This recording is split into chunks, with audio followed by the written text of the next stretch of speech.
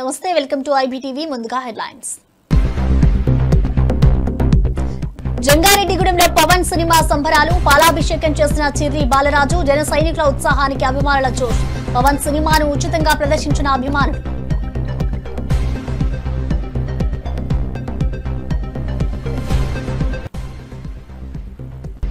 గాంధీ భవన్ లో రాష్ట్ర గ్రంథాలయ చైర్మన్ మీడియా సమావేశం గ్రంథాలయాల అభివృద్ధిపై రియాజ్ ప్రకటనలు పుస్తకాలపై అవగాహన కలిగించే కార్యక్రమాలు చేపట్టనున్నామని వెల్లడి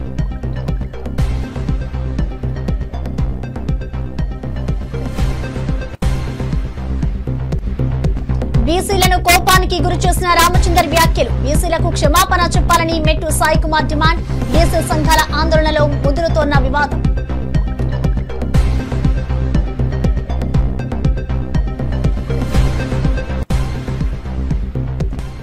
తెలంగాణ భవన్ లో బీఆర్ఎస్ నేతల ప్రెస్ మీట్ చర్చల్లో పాల్గొన్న బాల్క సుమన్ గడారి గెల్లు తుంగా బాలు తెలంగాణ రాజకీయాలపై బీఆర్ఎస్ నేతల వ్యూహ చర్చ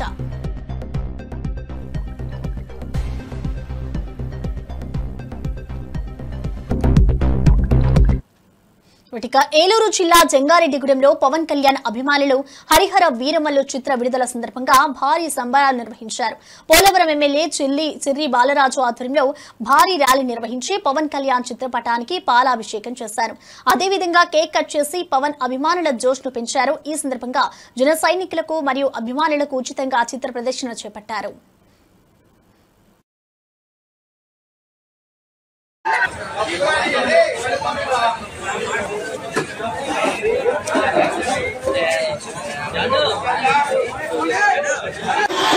సైనికులకి అలాగే అభిమానులకి ఈరోజు పండగ ఎందుకంటే పవన్ కళ్యాణ్ గారికి ఫ్యాన్స్ అందరూ ప్రపంచవ్యాప్తంగా ప్రతి దేశంలో కూడా ఈరోజు పవన్ కళ్యాణ్ గారు అంటే అంత పిచ్చిగా ఈరోజు ప్రేక్షకులందరూ కూడా ఈరోజు హరహర వీరమల్లుకి తండోపతండాలుగా ఈరోజు సినిమా చూడడానికి వస్తున్నారు అలాగే ఈరోజు నియోజకవర్గాల్లో ప్రతి ఒక్కరు కూడా ఈరోజు ఎప్పుడా అనేటువంటి ఎదురు చూసేటువంటి పండుగ ఈరోజు రానే వచ్చింది ఈరోజు జంగారెడ్డిగూడెంలో పోలవరం నియోజకవర్గానికి సంబంధించి అభిమానులు కార్యకర్తలందరూ కూడా ఈరోజు సినిమా రాజరాజేశ్వరి సినిమా థియేటర్ రావడం జరిగింది అలాగే ఈరోజు పవన్ కళ్యాణ్ గారి పండుగను పురస్కరించుకొని నియోజకవర్గంలో ఉన్నటువంటి నాయకులు కార్యకర్తలందరూ కూడా భారీగా ర్యాలీ నిర్వహించి ఈరోజు రాజరాజేశ్వరి థియేటర్లో సినిమా చూడడం జరుగుతుంది దీనికి సంబంధించి బ్లాక్ బస్టర్ ఏదైతే వైసీపీ వాళ్ళందరూ కూడా బాయ్కాట్ చేస్తున్నటువంటి అని ప్రకటించారో కనీసం పవన్ కళ్యాణ్ గారి యొక్క చిటికిన వేలు మీద ఉన్నటువంటి వెంట్రుకు కూడా పేగలేరు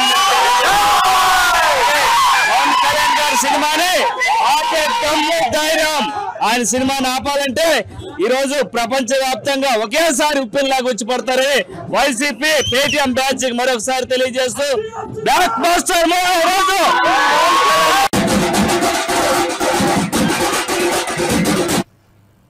రాష్ట్ర గ్రంథాలయ చైర్మన్ శ్రీ రియాజ్ గారి ప్రెస్ మీట్ గాంధీ భవన్ లో విజయవంతంగా జరిగింది ఈ సమావేశంలో ఆయన పుస్తకాల ప్రాధాన్యంతో పాటు గ్రంథాలయాల అభివృద్ధిపై కీలకమైన అంశాలను ప్రస్తావించారు రియాజ్ గారు గ్రంథాలయాల అభివృద్ధికి సంబంధించిన ప్రణాళికలను వివరించారు పుస్తక ప్రియులను ఆకర్షించే విధంగా కార్యక్రమాలు నిర్వహించేందుకు చర్యలు తీసుకుంటామని తెలిపారు నాతో పాటుగా కమరుద్దీన్ అవేస్ ఉస్మాన్ యూనివర్సిటీ నాయకుడు నరసింహ ఈ ప్రెస్ మీట్ లో ఉన్నారు మిత్రులారా భారత రాజ్యాంగం ఆర్టికల్ 15 క్లాస్ 4 ఆర్టికల్ 16 క్లాస్ 4 వీటి ప్రకారం రిజర్వేషన్లను ఇచ్చే అవకాశము రాష్ట్ర ప్రభుత్వాలకు అట్లాగే కేంద్ర ప్రభుత్వానికి భారత రాజ్యాంగం ఇచ్చింది చాలా ఆశ్చర్యం ఏంటంటే రిజర్వేషన్లకు ప్రాతిపదికగా వెనుకబడతనమైనప్పుడు ఆ వెనుకబడతనాన్ని గుర్తించే క్రమంలో కులగణన ఒక సామాజిక ఆర్థిక సర్వే తీసుకొని కొన్ని కులాలను వాళ్ళు ప్రాక్టీస్ రీత్యా ఇస్లాంను ఆచరించిన వెనుకబడిన కులాలుగా గుర్తించి ఈరోజు రిజర్వేషన్ కేటగిరీలోకి చేర్చినప్పుడు బీజేపీ ప్రధానంగా ఇక్కడున్న బండి సంజయ్ గారు కానీ కిషన్ రెడ్డి గారు కానీ ఆ పార్టీ అధినేత రామచంద్రరావు గారు కానీ ఆబ్జెక్షన్ చెప్పడం అనేది చాలా ఆశ్చర్యం కలిగిస్తూ ఉన్నది వాస్తవంగా వెనుకబడిన కులాలు ముస్లిం సమాజానికి సంబంధించిన వెనుకబడిన కులాలు ఏవైతున్నాయో వాటి రిజర్వేషన్ 1882 అంటర్ కమిషన్ దగ్గర నుంచే మొదలైంది బ్రిటిష్ టైంలోనే ఈ రిజర్వేషన్లు కంటిన్యూ అవుకుంటూ వచ్చాయి స్వతంత్రం వచ్చిన తర్వాత 1951లోనే తమిళనాడులో రిజర్వేషన్ తీసుకొచ్చారు.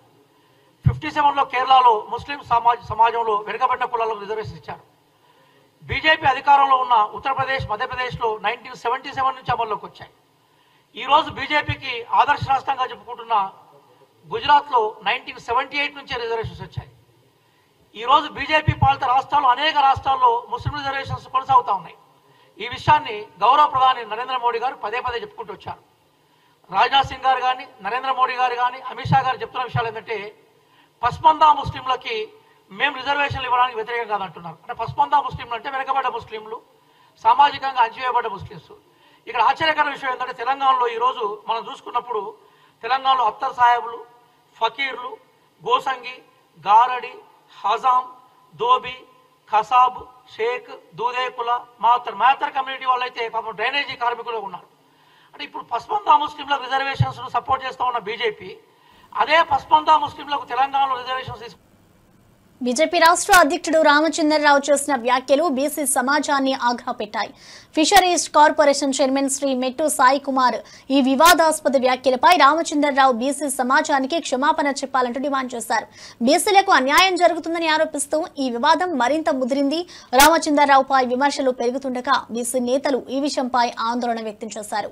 మీ మనస్సాక్షి మీద ఒట్టేసి చెప్పండి, బీజేపీలో ఉన్న బీసీ నాయకులారా చెప్పండి, అడగండి. బీజేపీ యొక్క తత్వం, బీజేపీ యొక్క మనసులో మాట ఏందని. ఎందుకు బండి సంజయ్ గచ్చిపుకున్నాడు?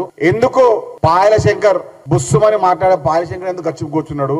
ఏది పడితే అది మాట్లాడే నిజామాబాద్ ఎంపీ అరవింద్ ఎక్కడ ఉన్నాడు? తనకంతా పెద్ద నాయకులే అనుకున్నటువంటి డాక్టర్ లక్ష్మణ్ గారు ఎక్కడ ఉన్నారు? నేనే తెలంగాణ ఉద్యమకారుని చెప్పుకున్నటువంటి ఈటల రాజేందర్ గారు ఎక్కడ ఉన్నారు? మీరందరూ బీసీలు కాదా? చెప్పండి. మీ పార్టీ అధ్యక్షుడు బీసీలను కించపరిచే విధంగా, బీసీ నాయకత్వాన్ని అవమానించే విధంగా, బీసీ కుటుంబ సభ్యులని అగౌరవపరిచే విధంగా మాట్లాడుతున్నప్పుడు ఎక్కడ పోయి మీరందరూ? ఇప్పుడు స్పష్టమైంది బీజేపీ పార్టీ బీసీ వ్యతిరేకుల పార్టీ అని. బీజేపీ పార్టీ బీసీ వ్యతిరేకుల పార్టీ అని. నాదొక చిన్న విన్నపం, బీజేపీలో ఎమ్మెల్యేలు కానీ, ఎంపీలు కానీ, ఎమ్మెల్సీలు కానీ బీసీ నాయకత్వంలో బీసీ కుటుంబ సభ్యులు అయితే మీరు మీ కుల ధృవీకరణ పత్రం పైన బీసీలని వేయించుకోకండి. ఈ పేర్లు చెప్తున్న 5 మంది నాయకులు, 6 మంది పాయల శంకర్ గారితో కలిపి బండి సంజయ్ కానివచ్చు, అరవింద్ కానివచ్చు, ఈటల రాజేందర్ కానివచ్చు, డాక్టర్ లక్ష్మణ్ కానివచ్చు, పాయల శంకర్ కానివచ్చు, ఈ అందరు బీసీ సామాజిక వర్గ నాయకులు. కాబట్టి మీరు గల్లా వాడతారో, దండం పెడతారో, మీ బీజేపీ అధ్యక్షుడిని ఏం అడుగుతారో అడగండి. తెలంగాణలో బీజేపీ పార్టీని జనాలు నమ్మడం లేదు, బీసీలు అస్సలు నమ్మడం లేదు. బీసీల నాయకత్వాన్ని కించపరిచే విధంగా మాట్లాడినటువంటి బీజేపీ రాష్ట్ర శాఖ అధ్యక్షుడు బేషరతుగా ఆయన ముక్కు నేలకు రాసి క్షమాపణ చెప్పి తీరాల్సిందే బీసీ సామాజిక వర్గ కుటుంబ సభ్యులందరికీ. అంత అలసి అయిపోయినామా? నీ వాదం ఉంటే నీ ఇంట్లో పెట్టుకో, నీ పార్టీ ఆఫీస్లో పెట్టుకో, నీ పార్టీ లాక్డౌన్ అది లాకేజ్ పెట్టుకో. కానీ బీసీల నాయకత్వాన్ని, బీసీ యొక్క వ్యక్తిత్వాన్ని కించపరిచి మాట్లాడితే మీలాంటి అజ్ఞానులు, దొద్దిదారుల అధ్యక్షులైన మీరు వంకర తింకర మాట్లాడుతున్నారు బీసీల గురించి.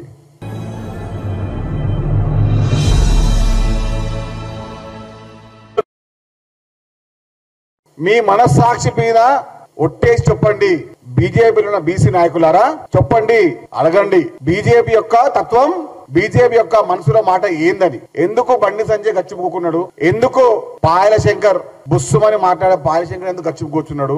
ఏది పడితే అది మాట్లాడే నిజామాబాద్ ఎంపీ అరవింద్. తెలంగాణ భవన్లో బీఆర్ఎస్ నేతలు ప్రెస్ మీట్ నిర్వహించి పలు కీలక అంశాలపై చర్చించారు. బాల్క సుమన్, గడారి, గెల్లు శ్రీనిలు మరియు తుంగా బాలు పాల్గొన్న ఈ సమావేశం రాష్ట్రంలో రాజకీయ వేడి పుట్టించింది. నేతలు తెలంగాణ అభివృద్ధి, రాజకీయ వ్యూహాలు మరియు ప్రస్తుత పరిస్థితులపై తమ అభిప్రాయాలను వ్యక్తం చేశారు. ఈ సందర్భంగా బీఆర్ఎస్ నాయకులు ప్రభుత్వానికి పలు సూచనలు ఇచ్చారు.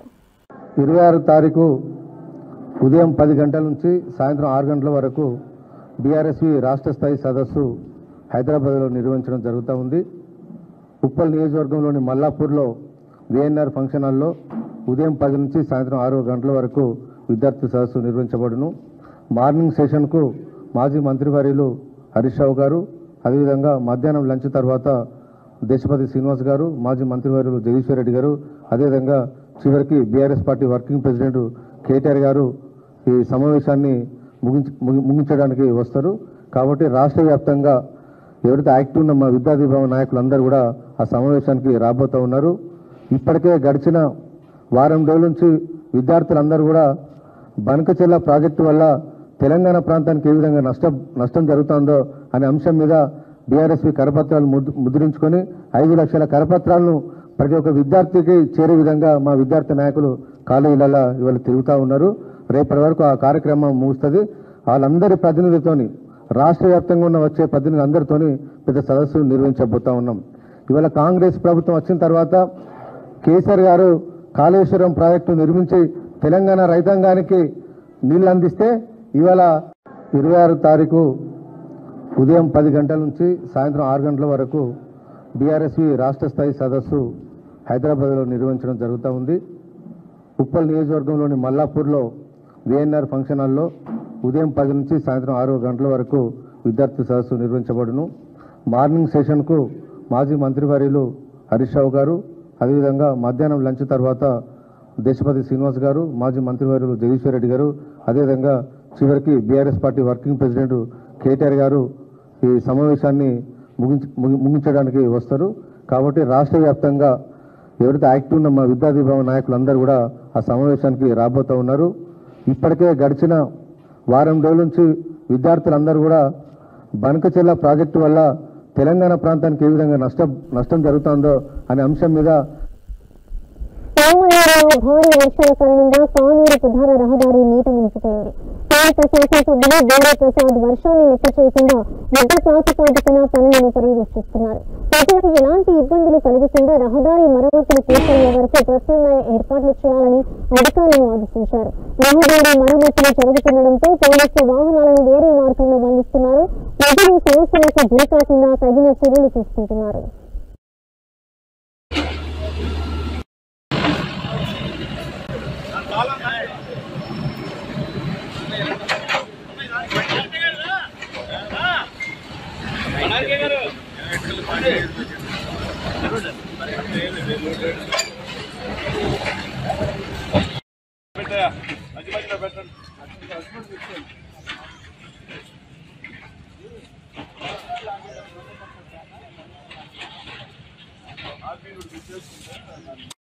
ప్రధాన రహదారి గత సంవత్సరం వరదలప్పుడు కూడా ముంపుకు గురయ్యి దాదాపు 3 అడుగులు 4 అడుగులు లోతులో నీరు చేరిపోయింది. అప్పుడు కూడా రోడ్డు ఏదైతే డ్యామేజ్ అయిందో ఆ రోడ్డుని రాత్రికి రాత్రి రిపేర్ చేసి రోడ్డు నిర్మాణం చేయడం జరిగింది. మళ్ళీ సంవత్సర కాలం తర్వాత మొన్న ఒక్కరోజు కురిసిన అధిక వర్షం వలన ఈ కానూరు ప్రాంతంలో, అంటే గత సంవత్సరం పనిచేసిన ప్రాంతం కాకుండా కొద్దిగా పల్లపు ప్రాంతంలో ఇదే ప్రధాన రహదారిలో మళ్ళీ 2 నుంచి 3 అడుగుల వరకు కూడా ఈ యొక్క వర్షపు నీరు చేరటం, అంటే ఈ అటు ఇటు ఉన్న డ్రైనేజీల ఆక్రమణలకు గురయ్యి నీరు పారుదల కాక నీరు నిలబడిపోవటం వలన రోడ్డు అంతా కూడా డ్యామేజ్ అయింది.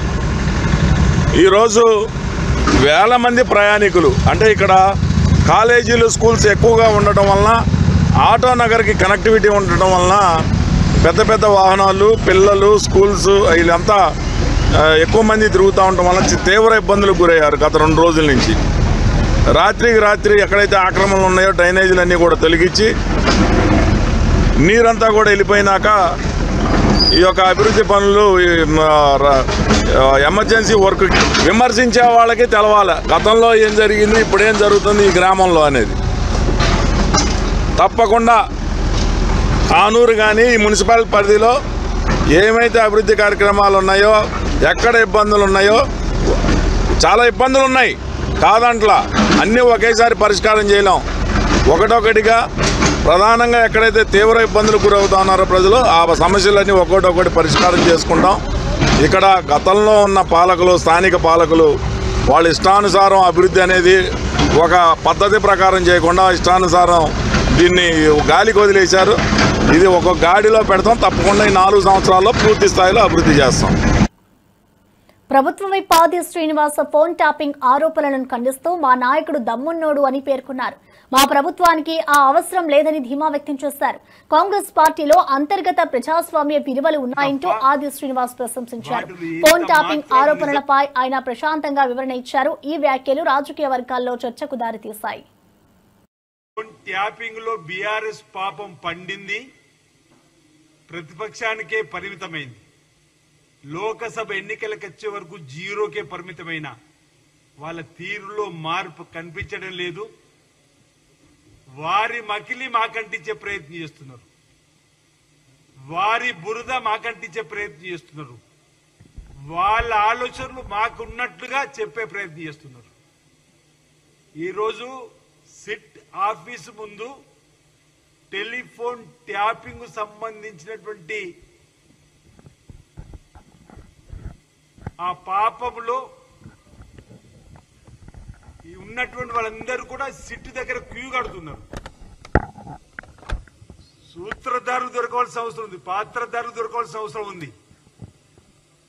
ఎక్కడో అమెరికాలో ఉన్న మన భారతదేశ చట్టం ఔన్నత్యాన్ని ఈ సందర్భంగా మనం చట్టం తన పని తను చేసుకపోతుందని చెప్పండి నిదర్శనంగా కలుగులో దాక్కున్నప్పుడు కూడా ఈరోజు తప్పలేదు సిట్టు ముందుకు రావడానికి, విచారణలో పాల్గొనడానికి కోసం అనేటువంటి మాట సందర్భంగా చెప్తూ ఈరోజు చట్టాన్ని గౌరవించాల్సింది పోయి ఈరోజు వాళ్ళు ఈ టెలిఫోన్ ట్యాపింగ్ లో మేమేదో టెలిఫోన్ ట్యాపింగ్ చేస్తున్నాం చెప్పినటువంటి ఓ దురుద్దేశాన్ని అపవాదును ఈరోజు మాకు అందించేటువంటి మాకు చెప్పేటువంటి ప్రయత్నం చేస్తున్నారు.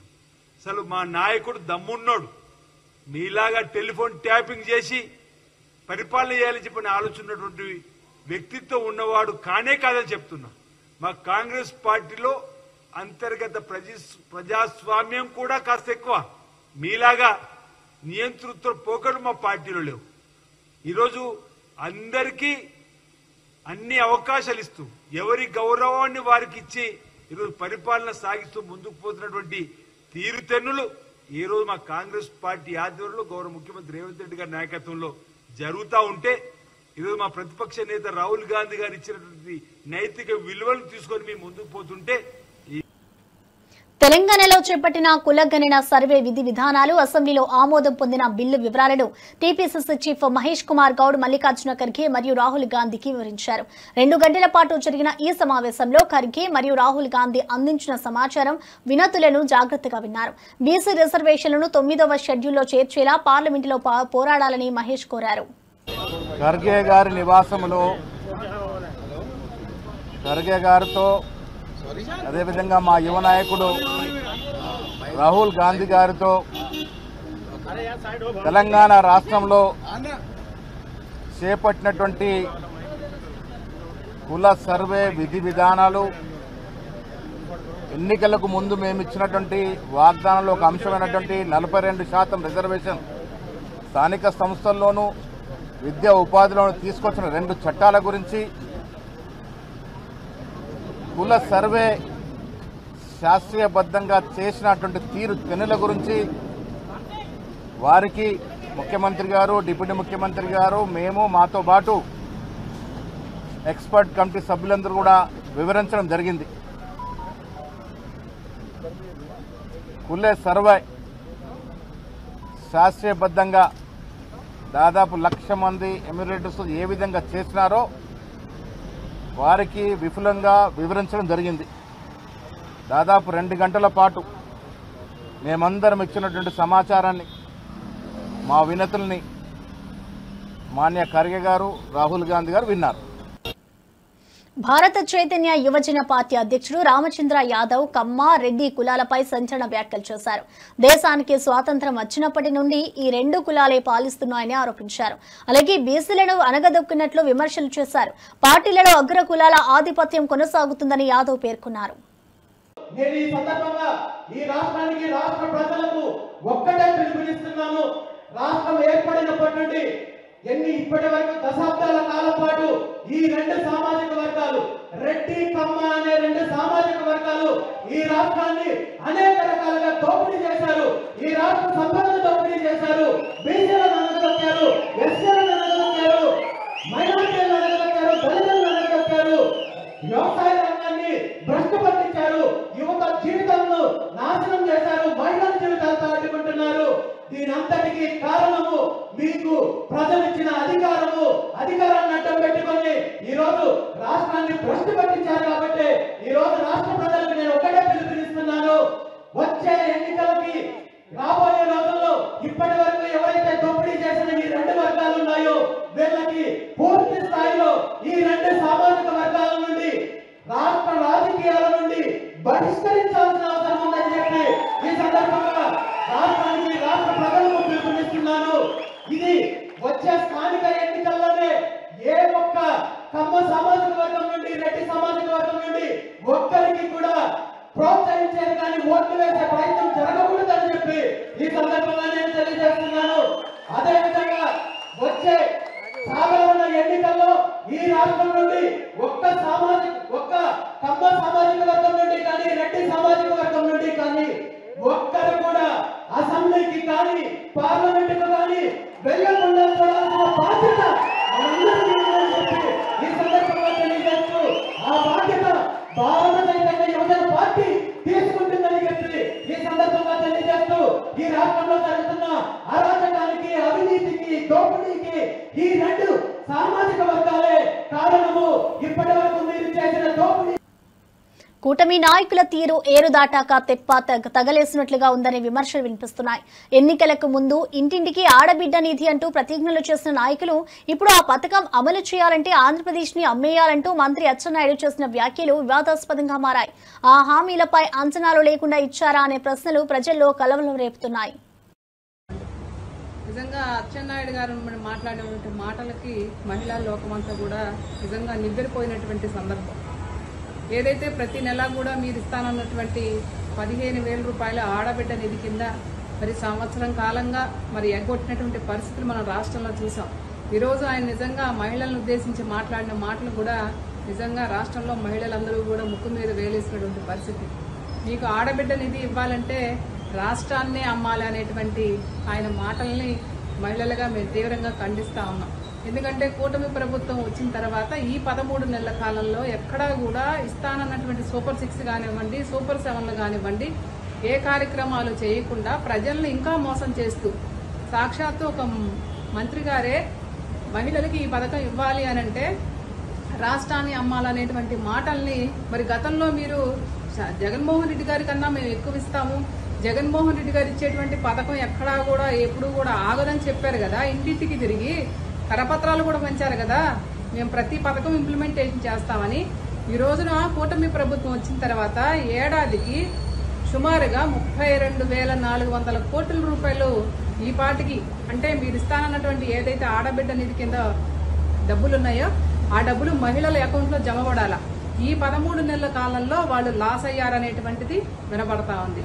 అలాగే మా జగన్మోహన్ రెడ్డి గారి హయాంలో ఇస్తానన్నటువంటి పథకాలు నేరుగా కానివ్వండి, డీబీటీ ద్వారా కానివ్వండి, ఎక్కడా కూడా ఆగకుండా ఆ రోజేమో జగన్మోహన్ రెడ్డి గారు ఇస్తుంటేనేమో శ్రీలంకగా మారిపోతుంది జగన్మోహన్ రెడ్డి గారి పాలనని మీరే ఎద్దేవా చేశారు. ఈ రోజున మీరు ఎన్నికల ముందు సూపర్ 6 గా ప్రకటించిన పథకాలు గెలిచాక సూపర్ చీటింగ్ గా మారాయని ప్రజలు తీవ్ర అసంతృప్తి వ్యక్తం చేస్తున్నారు. సీఎం జగన్ గత 5 ఏళ్లలో ఇచ్చిన పథకాలన్నీ ఆపేశారు. అలాగే వారిచ్చిన హామీలలో ఏదీ సరిగా అమలు చేయడం లేదనే విమర్శలు ఉంటున్నాయి. నారా చంద్రబాబు నాయుడు చేసిన మోసంపై రాష్ట్రంలోని ఆడబిడ్డలందరూ కేసులు పెట్టాలని పిలుపు వినిపిస్తోంది. సంక్షేమ పథకాలన్నింటినీ కంటిన్యూ చేస్తాం, ఏ ఒక్క సంక్షేమ పథకాన్ని తీయం, వాలంటీర్లు కూడా 5,000 ప్లేస్ లో 10,000 ఇస్తాం. సో అన్ని సంక్షేమ పథకాలని కొనసాగిస్తాం. వీటితో పాటుగా సూపర్ 6 అనేటటువంటి హామీలని ఇస్తున్నాం. దీంతో పాటు ఇంకొక 143 హామీలను ఇస్తున్నామని చెప్పి వాళ్ళు చెప్పి అధికారంలోకి రావడం జరిగింది. వచ్చిన తర్వాత సూపర్ 6 వల్ల సూపర్ చీటింగ్ అయింది. సూపర్ మోసం ఎలా చేయాలో నిజంగా వీళ్ళని చూస్తే ఇలా మోసం చేయొచ్చా, 5 కోట్ల మంది ఆంధ్రప్రదేశ్ రాష్ట్ర ప్రజల్ని ఒకేసారి ఇలా నిట్ట నిలువున మోసం చేయొచ్చా అనేది వీళ్ళని చూస్తే అర్థమైంది చంద్రబాబు నాయుడు గారిని, పవన్ కళ్యాణ్ గారిని. ఎందుకంటే వాళ్ళు ఇస్తానన్నటువంటి సూపర్ 6 వాగ్దానాలు చూడండి ఒకసారి. సూపర్ 6 లో నీకు 15,000, నీకు 15,000 ఒకటి స్కీమ్ తల్లికి వందనం. 2 నీకు 18,000, నీకు 18,000 ఆడబిడ్డ నిధి. 3 నీకు 20,000, నీకు 20,000 ప్రతి రైతన్నకు అన్నదాత సుఖీభవ. 4 నీకు 36,000, నీకు 36,000 నిరుద్యోగ వృత్తి నెలకు 3,000 చొప్పున. 5 ఉచిత బస్సు ఎక్కడికైనా ప్రయాణం చేయండి. 6 ఏదైతే 3 గ్యాస్ సిలిండర్లు ఉచితంగా. వీటిలో మీరు చూస్తే ఈ 13.5 కాలంలో అంటే మొట్టమొదటి ఏడాది మీరు చూస్తే 15,000 ప్లేస్ లో గుండు సున్నా. రెండో ఏడాది ఆ 15,000 ప్లస్ 15,000 కలిపి 30,000 రూపాయలు రాష్ట్ర ప్రజలకి ఏదైతే అమ్మఒడి అంటే తల్లికి వందనం కింద వీళ్ళు అందించాలి. కేంద్ర ప్రభుత్వం వాటా త్వరలో జమ చేయబడుతుంది. బ్యాంక్ పేరు యూనియన్ బ్యాంక్ ఆఫ్ ఇండియా, ఖాతా నంబర్ సో గ్రామ వార్డు సచివాలయం శాఖ, గవర్నమెంట్ ఏపీ. 8,800 అంటే 15,000 పోయింది, 13,000 పోయింది, 8,800, 9,000, ఇంకొంతమందికి అయితే గుండు సున్నా. మహాకవి జాషువా తన సాహిత్యంతో అణగారిన వర్గాలకు స్ఫూర్తినిచ్చిన వ్యక్తి. అంబేద్కర్ ఆశయాలకు అనుగుణంగా వెనుకబడ్డ కులాలకు అండగా జగన్ గారి పాలన నిలిచింది. ఇప్పటికీ ఎస్సీలుగా పుట్టాలని ఎవరైనా కోరుకుంటారా అని చంద్రబాబు వివక్ష చూపిన సంగతి తెలిసిందే. అణగారిన వర్గాలకు విద్య, వైద్యం, ఆర్థిక పురోగతిని అందించడమే లక్ష్యంగా జగన్ గారి పాలనను తిరిగి తెచ్చుకోవాలని ఆలోచన చేస్తున్నామని టీజేఆర్ సుధాకర్ బాబు గారు వ్యాఖ్యానించారు. గుర్రం జాషువా గారి వర్ధంతి సందర్భంగా వైఎస్ఆర్ కాంగ్రెస్ పార్టీ శ్రీ వైఎస్ జగన్మోహన్ రెడ్డి గారి యొక్క నాయకత్వంలో కేంద్ర కార్యాలయంలో వారికి నివాళులర్పించడం కోసం అందరూ సమావేశం అయ్యడం జరిగింది. వారు అనుభవించిన కుల వివక్షత, స్వయం పాఠం, ఎంతో వేదనతో వారు రాసిన గబ్బిలం ఓ చరిత్రాత్మకమైన కావ్యం. దానిలోనే తన భావాలన్నింటినీ చెప్పాడు. ఎందుకు గబ్బిలంతో పోల్చుకున్నాడు, దాని వెనకాల ఉన్న మర్మాలన్నీ ఈ సమాజానికి తెలియపరచడంలో, దాన్ని గేయ రూపంలో కూడా మార్చి పద్యాల రూపంలో బహుముఖంగా దాన్ని ప్రాచుర్యం పొందిన చరిత్ర మనం చూసాం. అలాంటి మహానుభావుని జ్ఞాపకం చేసుకోవటం, మరి ఈ రోజున ఈ సభ్య సమాజంలో వివక్షత మా మీద, మా కులాల మీద ఈ అధికార పార్టీ ఏ విధంగా చూపిస్తుందనేది అనేక సందర్భాల్లో మేము చెప్తూ వస్తున్నాం. ఇప్పటికీ కూడా ఈ సమాజంలో మేము చదువుకోకూడదని, బల్లల మీద కూర్చోకూడదని, మా బిడ్డలకు మంచి యూనిఫామ్లు ఉండకూడదని, చదువుకునే పిల్లలు ఉండే స్కూళ్లు ఇంకా నాసిరకంగా ముళ్ల పొదల్లో ఉండాలని చంద్రబాబు నాయుడు వారి యొక్క రాజకీయం మనం చూస్తూనే వచ్చాం. ఎందుకు చెబుతున్నామంటే, మున్నెన్నడూ లేని విధంగా విద్యారంగాన్ని పట్టించుకున్న మహానుభావుడు, బాబాసాహెబ్ అంబేద్కర్ కోరుకున్న సమసమాజం, ఆ సమసమాజం స్థాపన కోసం విద్య ఎంత అవసరమో అని బాబు షూరిటీ మోసం గ్యారంటీ కార్యక్రమంలో పాల్గొనేందుకు నేను వెళ్తుండగా జనసేన కార్యకర్తలు పవన్ కళ్యాణ్ అభిమానులు మా కారు మీద దౌర్జన్యం చేశారు. దేశంలో ఎంతో మంది హీరోలు ఉన్నారు, వాళ్ళ సినిమా రిలీజ్ ఫంక్షన్స్ జరుగుతుంటాయి. కానీ పవన్ కళ్యాణ్ సినిమా రిలీజ్ కు జరిగినంత బీభత్స కాండ ఎక్కడా జరగదు. పవన్ కళ్యాణ్ సినిమా రిలీజ్ సందర్భంగా ఆయన అభిమానులు చేసిన గొడవతో ప్రజలు ఎంతో ఇబ్బంది పడ్డారు. రాజరికం నడుస్తున్నట్టుగా ఉంది. పోలీసు వ్యవస్థ కూడా తీరు మార్చుకోవాలి. పవన్ కళ్యాణ్ గారి సినిమా నిన్న రిలీజ్ అవుతుందో దానికి ర్యాలీలు తీస్తూ చాలా మంది తిరుగుతా ఉన్నారు. ర్యాలీగా సైలెన్సర్లు తీసి సౌండ్ చేసుకుంటూ వెళ్తా ఉన్నారు. సరే, వెళ్ళొచ్చు. కానీ మా ప్రచార రథాన్ని ఆపి ప్రచార రథం మీద ఉన్న బాయ్నెట్ మీద ఎక్కి ప్రచార రథం ఎక్కి జెండాలతోటి ఊపుతూ ఒక 15 నిమిషాలు రణరంగం సృష్టించారు. చాలా దౌర్జన్యంగా, దారుణంగా ఆ కారు వాటిని కూడా డ్యామేజ్ చేస్తూ, ఏదైతే జగన్ గారు ఫిగర్ ఉందో, బొమ్మ ఉందో, దాని మీద ఎక్కి తొక్కే కార్యక్రమం కూడా చేశారు. ఇది దుర్మార్గమైన పని, హేయమైన పని, ఇది నీచమైన పని అని నేను అంటున్నాను. ఇక్కడ ఈ దేశంలో చాలా మంది హీరోలు ఉన్నారు. వాళ్ళందరూ సినిమాలు కూడా రిలీజ్ అవుతా ఉంటాయి. రిలీజ్ ఫంక్షన్లో చాలా మంది చేసుకుంటా ఉంటారు, తప్పులేదు. ఇవాళ చాలా మంది హీరోలు సినిమాలు ఇక్కడ రిలీజ్ అవుతున్నాయి, తణుకులోనూ చేస్తున్నారు కూడా. అది మంచిగా ఉన్న సినిమాలు నచ్చిన వాళ్ళు వెళ్తున్నారు, చూసుకుంటున్నారు, పార్టీలతో భేదాలు లేకుండా. కానీ నిన్న దారుణంగా అక్కడకొచ్చి ఆ కారుని అటకిస్తుంతో పాటు దుర్భాషలాడుతూ ఆ జెండాలు ఊపి దారుణాతి దారుణంగా అక్కడ బీభత్సకాండ సృష్టించారు. చాలా మంది ప్రజలు ఇబ్బంది పడ్డారు. ఆ ప్రజలు ట్రాఫిక్ జామ్ అయి ఆ పొల్యూషన్ సౌండ్ తోటి చాలా ఇబ్బంది పెట్టే కార్యక్రమం చేశారు. ఇది ఎంతవరకు తగునని నేను అంటున్నాను. ఎందుకంటే ఈ రాష్ట్రంలో ఎంతమంది సినిమాలు అవుతున్నాయి కానీ ఈ రకమైన బీభత్సకాండ ఎక్కడా లేదు. ఇట్లాంటి బీభత్సకాండ ఎందుకు జరగాలని చెప్పి నేను ప్రశ్నిస్తున్నాను. ఇవాళ జగన్మోహన్ రెడ్డి గారిని వాళ్ళ ప్రశ్నిస్తున్నాను. జగన్మోహన్ రెడ్డి గారు ఏం తప్పు చేశారని? ఆయన జగన్మోహన్ రెడ్డి గారు ముఖ్యమంత్రి అయిన వెంటనే పార్టీలు చూడొద్దు, ప్రాంతాలు చూడొద్దు, కులాలు చూడొద్దు, మతాలు చూడొద్దు, నాకు ఓటేసిన వాళ్ళకి అయిన వాళ్ళకి నేను ముఖ్యమంత్రినే అని అన్ని వర్గాల వారికి కూడా మేలు చేసిన ముఖ్యమంత్రి జగన్మోహన్ రెడ్డి గారు. ఇవాళ బ్రాహ్మణుల్లో వాళ్ళకి పెన్షన్ ఇచ్చే కార్యక్రమం చేశారు, రాజుల్లో పెన్షన్ ఇచ్చే కార్యక్రమం చేశారు, అన్ని క్యాస్టులతో పాటు కాపు నేస్తం ఇచ్చారు, మరి కాపుల్లో ఉన్న రైతులకి రైతు భరోసా ఇచ్చారు, కాపుల్లో ఆటోలు దొరికిన వాళ్ళకి ఆటోకి 10,000 రూపాయలు ఇచ్చారు, కాపుల్లో కార్లు దొరికిన వాళ్ళకి. ఇవి IBTV news updates. Keep watching IBTV.